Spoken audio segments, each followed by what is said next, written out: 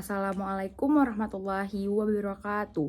Shalom, Om Swastiastu, Namo Buddhaya, salam kebajikan bagi kita semua. Perkenalkan, nama saya Muiza Najaha Inaya dengan NIM B1125014. Pada video kali ini saya membuat tugas ujian akhir semester Hukum Internasional dengan dosen pengampu Bapak Dr. Budi Ardianto SHMH. Pada video kali ini saya akan membahas tentang subjek-subjek hukum internasional yang dikarang oleh Profesor Dr. Sefriani SHMH.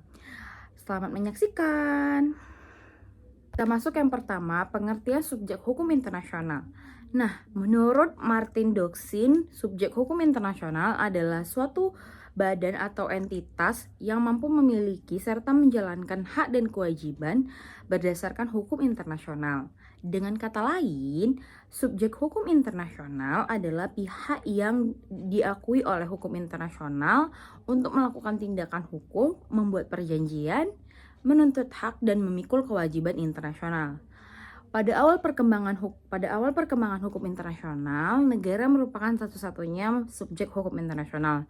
Namun seiring dengan perkembangan zaman, muncul berbagai aktor lain yang juga diakui dengan subjek hukum internasional dengan kapasitas yang berbeda-beda. Macam-macam subjek hukum internasional.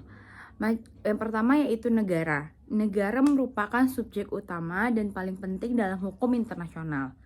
Suatu negara memiliki beberapa unsur yaitu wilayah yang jelas, penduduk yang tetap, pemerintah yang efektif, dan kemampuan untuk menjalin hubungan dengan negara lain.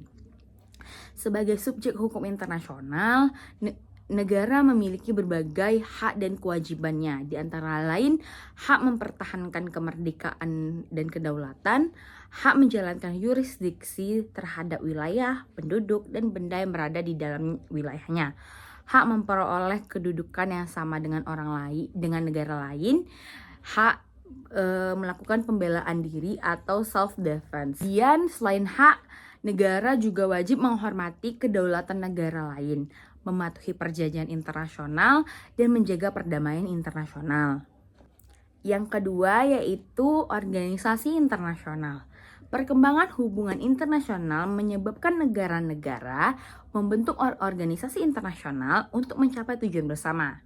Organisasi internasional dapat menjadi subjek hukum internasional dikarenakan memiliki hak dan kewajiban yang terpisah dari negara anggotanya. Contohnya ialah Perserikatan Bangsa-Bangsa atau PBB, World Health Organization WHO, Association of Southeast Nation atau ASEAN. Organisasi internasional dapat membuat perjanjian, memiliki aset, serta melakukan tindakan hukum sesuai kewenangan yang diberikan oleh negara-negara anggotanya. Kemudian yang ketiga yaitu International Non-Governmental Organization atau INGO. INGO ini merupakan organisasi internasional yang dibentuk oleh masyarakat atau kelompok non-pemerintah dan beroperasi lintas negara. Meskipun tidak memiliki status yang sama dengan negara, beberapa INGO memiliki berpengaruh besar dalam pembentukan dan pelaksanaan hukum internasional. Peran mereka biasanya terlihat dalam bidang kemanusiaan, lingkungan hidup, hak asasi manusia, dan pembangunan. Keberadaan INGO ini menunjukkan bahwa aktor non-negara juga memiliki kontribusi yang penting dalam hubungan internasional modern. Yang keempat yaitu individu atau natural person. Dahulu, individu ini tidak dianggap sebagai subjek hukum internasional. Namun, perkembangan hukum internasional modern juga mengubah pandangan tersebut.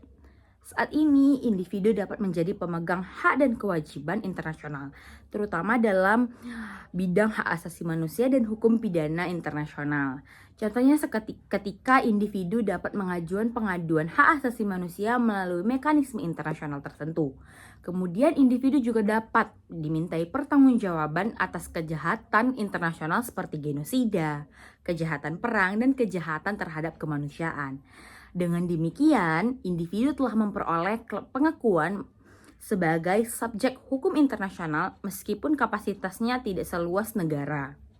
Kemudian yang kelima yaitu perusahaan transnasional. Nah, perusahaan transnasional adalah perusahaan yang menjalankan kegiatan usaha di berbagai negara. Pengaruh perusahaan transnasional sangat besar terhadap ekonomi global, sehingga keberadaannya semakin diperhatikan dalam hukum internasional. Walaupun statusnya sebagai subjek hukum internasional masih diperdebatkan, perusahaan transnasional memiliki peran penting dalam investasi internasional, perdagangan internasional, serta pelaksanaan tanggung jawab sosial dan lingkungan. Nah, yang keenam yaitu adalah ICRC atau International Committee of the Red Cross.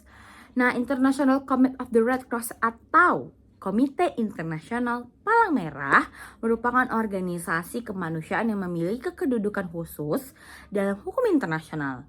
ICRC berperan dalam melindungi korban perang dan pelaksanaan hukum humaniter internasional. Karena fungsi kemanusiaannya yang unik dan diakui secara luas oleh masyarakat internasional, ICRC seiring dipandang sebagai subjek hukum internasional yang bersifat khusus. Kemudian yang ketujuh yaitu organisasi pembebasan atau bangsa yang memperjuangkan haknya. Kelompok ini mencakup organisasi yang mewakili suatu bangsa yang sedang memperjuangkan hak menentukan nasib sendiri atau self-determination. Nah, dalam kondisi tertentu, organisasi tersebut dapat memperoleh pengakuan internasional dan diberikan hak untuk mewakili rakyat yang diperjuangkannya. Dalam buku ini dicontohkan adanya pembahasan mengenai gerakan Aceh Merdeka atau GAM dan organisasi Papua Merdeka yang seiring dikaitkan dengan isu self-determination. Namun pengakuan subjek hukum internasional sangat bergantung pada perkembangan politik dan pengakuan dari masyarakat internasional. Dan yang kedelapan yaitu belligerent. Pasti teman-teman asing dong, apa sih belligerent itu? Belligerent adalah kelompok pemberontak yang telah mencapai tingkat organisasi dan kekuatan tertentu, sehingga diakui dalam konflik bersenjata. Pengakuan sebagai belligerent, yes, memberikan konsekuensi hukum tertentu dalam hukum internasional, khususnya hukum perang. Namun status ini bersifat terbatas dan tidak sama dengan status negara yang berdaulat. Sebagai kesimpulannya, subjek hukum internasional tidak hanya negara, tetapi juga organisasi internasional, INGO, individu, perusahaan transnasional, ICRC, organisasi pembebasan, dan belligerent. Masing-masing subjek hukum ini memiliki kapasitas hukum yang berbeda-beda juga. Negara tetap menjadi subjek hukum yang utama dan penuh karena memiliki kedaulatan yang penuh. Namun perkembangan hubungan internasional menunjukkan bahwa aktor non-negara juga memiliki peran yang semakin penting dalam pembentukan dan pelaksanaan hukum internasional. Cukup sekian materi yang dapat saya sampaikan tentang subjek hukum internasional dari buku Hukum Internasional Suatu Pengantar karya Profesor Dr. Sefriani SHMH. Semoga dapat dipahami dan dimengerti. Saya akhiri dengan wassalamualaikum warahmatullahi wabarakatuh.